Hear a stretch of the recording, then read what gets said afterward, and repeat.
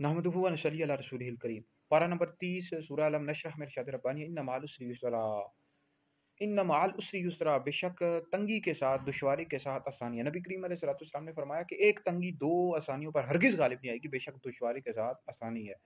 तो ये जो आयत मुबारक है, ये जो लोग फ़िल्मों में काम करते हैं, ड्रामों में गाने गाते हैं, तो ये जब स्ट्रगल करते हैं, स्ट्रगल का वक़्त होता है, तो ये आयत मुबारक पढ़ते हैं, कहते हैं जी इन्ना माल उसरी युसरा, बेशक तंगी के बाद आसानी है। यानी आप मुश्किलात से गुज़रेंगे ड्रामों के हवाले से, फ़िल्मों के हवाले से, गानों के हवाले से, तो एक दिन हमें आसानी मिलेगी, हमारा नाम हो जाएगा ड्रामों में, फ़िल्मों में, गानों में माज़अल्लाह। इस तरह ये आयत एक तो ये गानों में गाने गाना, फ़िल्मों, ड्रामों में काम करना ही नाजायज़ और हराम है, गुनाह के काम है, और ऊपर ये कुरान मजीद की आयत मुबारक पढ़ रहे हैं गुनाह के काम पर, तो उन पर लाज़िम है तौबा करें, तजदीद ईमान करें, तजदीद निकाह करें।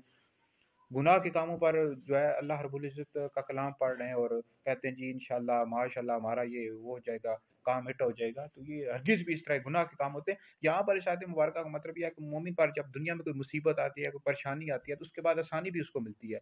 मिसाल के तौर पर कोई अब रिज़्क़ हलाल कमाता है, अब रिज़्क़ हलाल कमाने में उसको कई मुश्किलात आती हैं, परेशानियाँ आती हैं।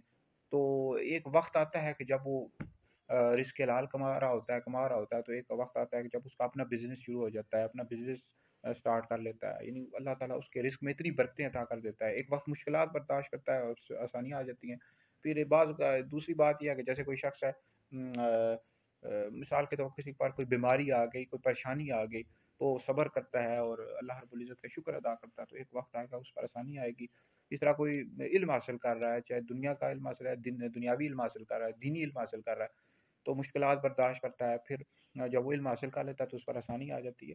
तो इस आयत मुबारक का जो मतलब ये है, वो मतलब नहीं कि माज़अल्लाह गाने, ड्रामों, फ़िल्मों में जो काम कर रहे हैं तो उन पर आसानी आएगी, वो तो गुनाह के काम है, वो तो नाजायज़ और हराम है, उस वक़्त ये आयत मुबारक पढ़नी भी नहीं चाहिए। बहरहाल ये वीडियो सुने, दीगर लोगों तक पहुँचाएँ, ये आप लोगों के लिए बहुत बड़ा सदका जारी है।